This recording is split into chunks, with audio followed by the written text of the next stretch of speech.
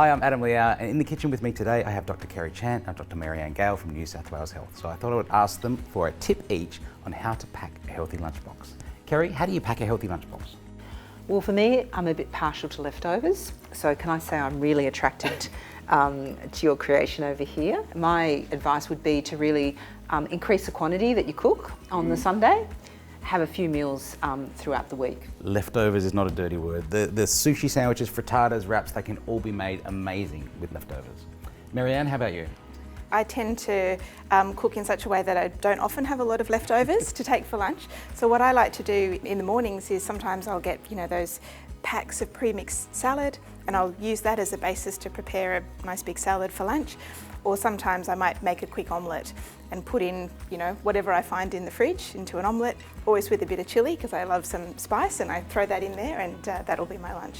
Yeah, not everyone has a lot of time to prepare a lunchbox. I would say things like fruit come pre-packaged with all the things you need to take along. So even if it can't be a full lunch, taking along a few little things to snack on can be just as good.